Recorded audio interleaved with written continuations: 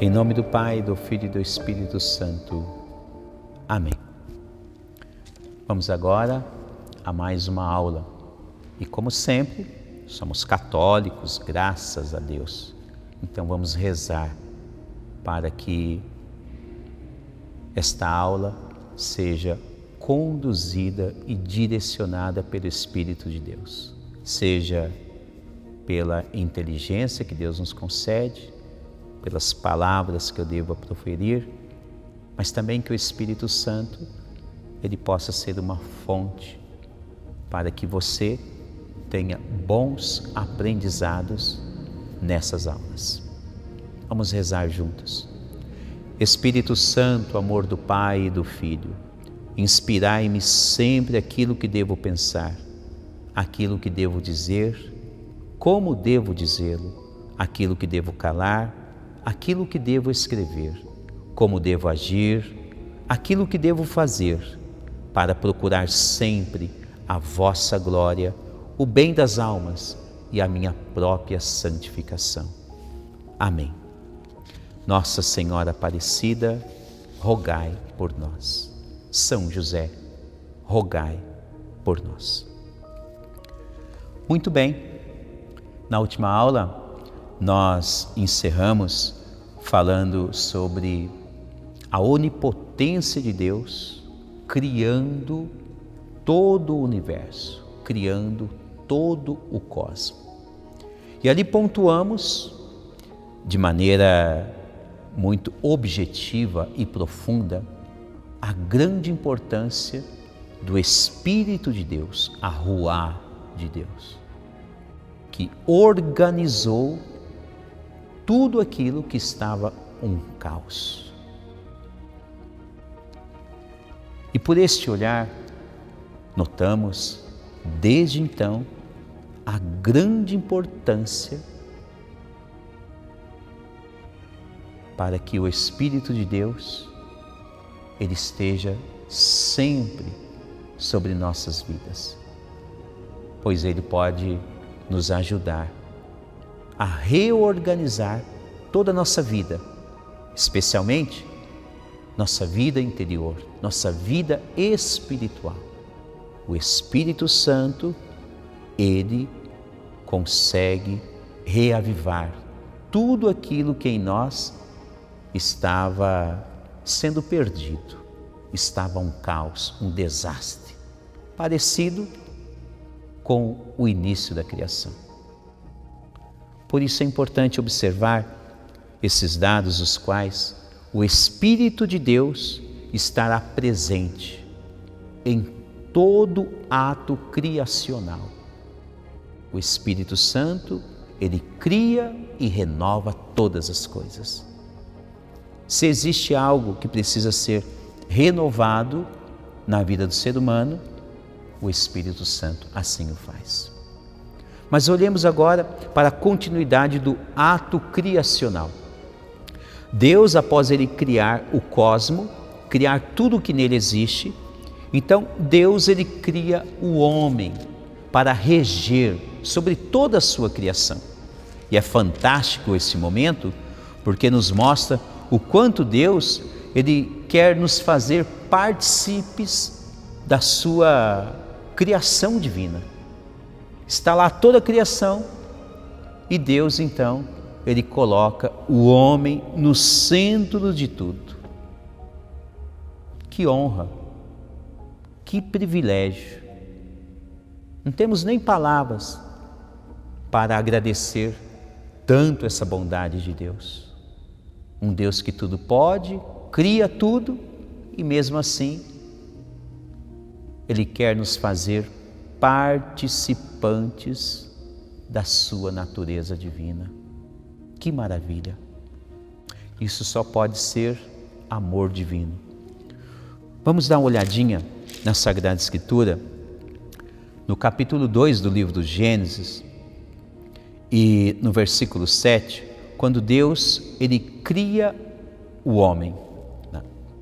Diz assim no versículo 7: Então o Senhor Deus modelou o homem com a argila do solo e insuflou em suas narinas um hálito de vida, e o homem se tornou um ser vivente.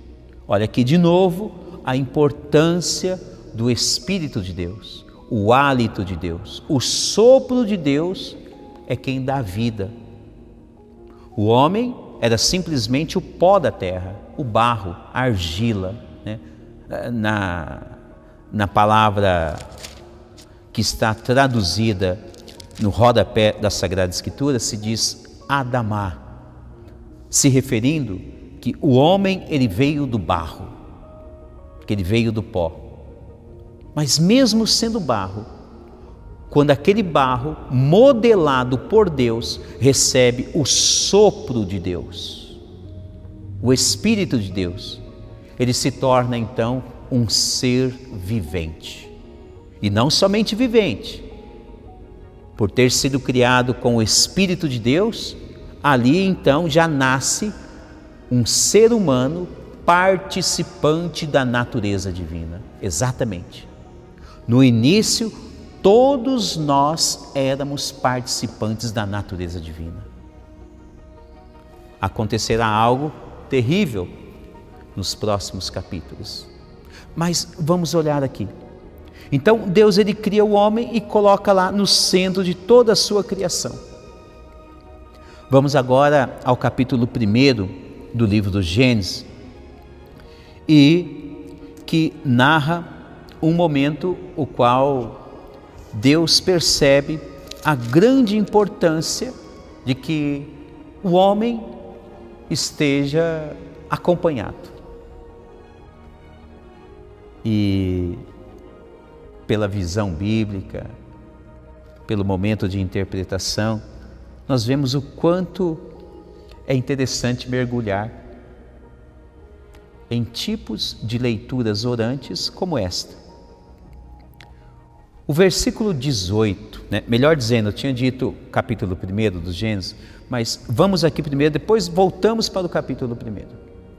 O capítulo 2 do versículo 18 do Gênesis diz assim: Deus disse, não é bom que o homem esteja só, vou fazer uma auxiliar que lhe corresponda.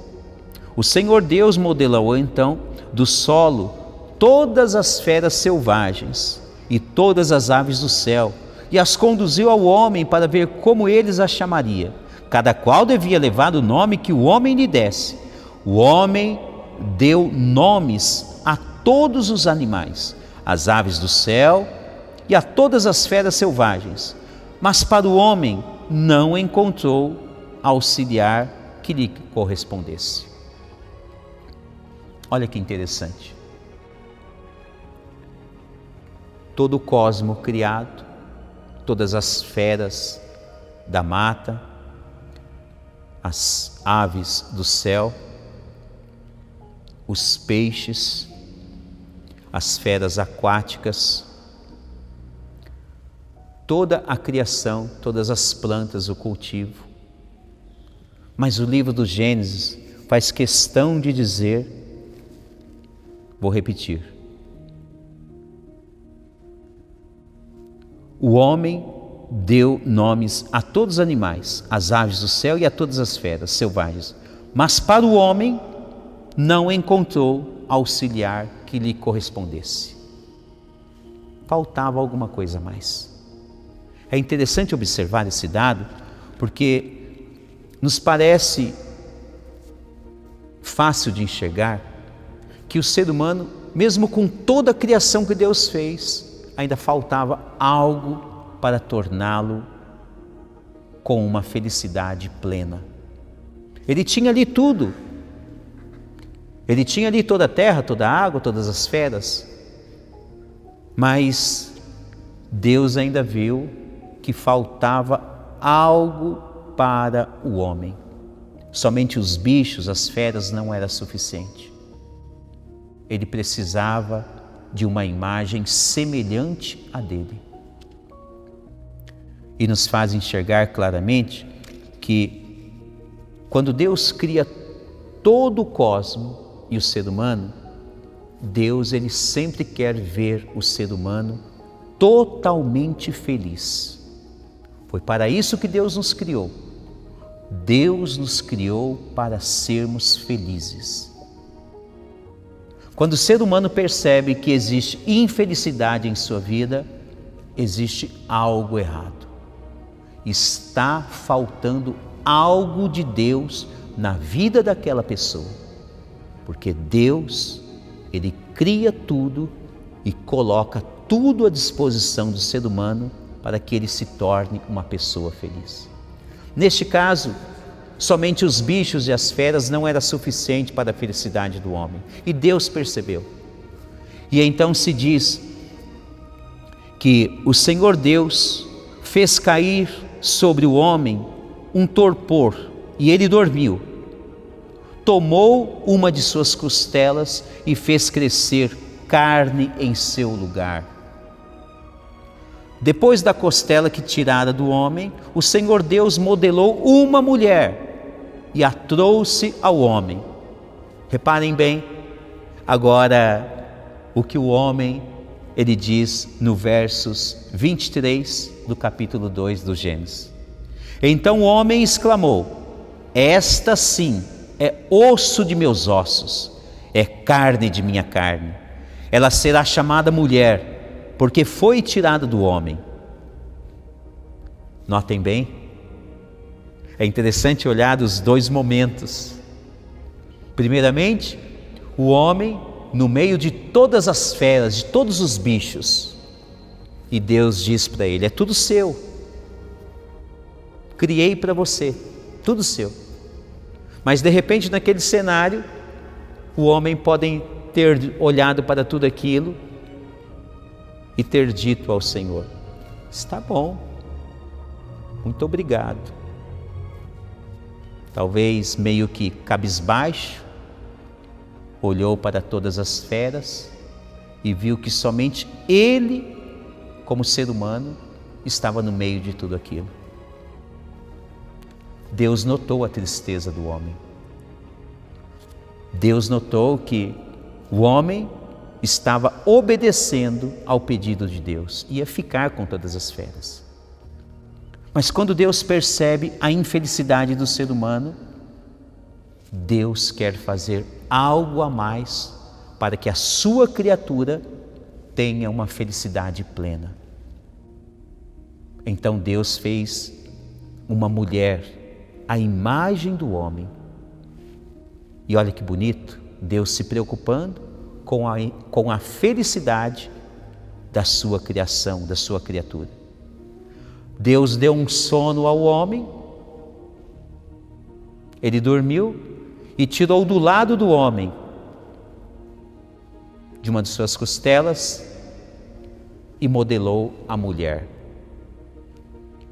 Da mesma substância inicial que Deus modelou o homem, Deus fez a mulher. Tirou do lado da costela, significando que homem e mulher devem caminhar juntos, dominando sobre toda a criação de Deus, devem reger a criação de Deus. Homem e mulher, um ao lado do outro, de mãos dadas.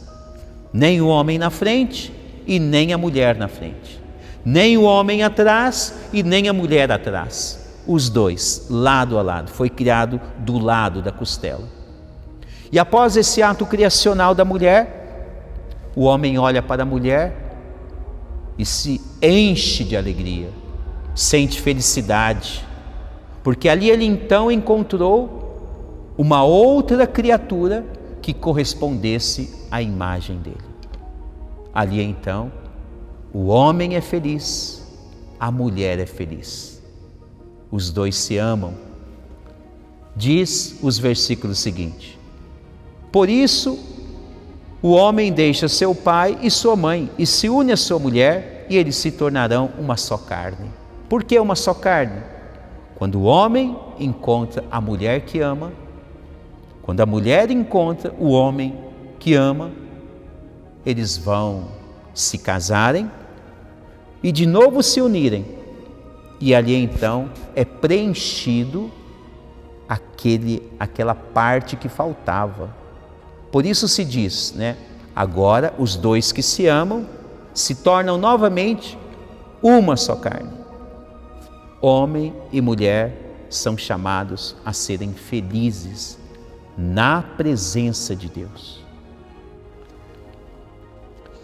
Nós vamos encerrar mais esta aula e na próxima aula nós vamos agora aprender um pouquinho mais sobre aquele momento o qual acontece a queda do paraíso. Que infelicidade!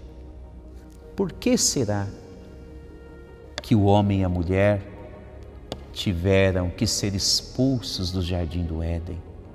Será que não teria jeito de acontecer um perdão, algo parecido, e o homem e a mulher permanecer no jardim do Éden? Será que realmente era necessário serem expulsos? Ora, se assim aconteceu, sabemos que Deus é perfeitíssimo. Mas sabemos que Deus, Ele irá elaborar um plano de restauração, de salvamento. Nós vamos ver na próxima aula a queda do homem e da mulher do paraíso e vamos ver também as suas infelizes consequências. Muito obrigado por nos acompanhar. Até a próxima aula, se Deus quiser. Em nome do Pai, do Filho e do Espírito Santo.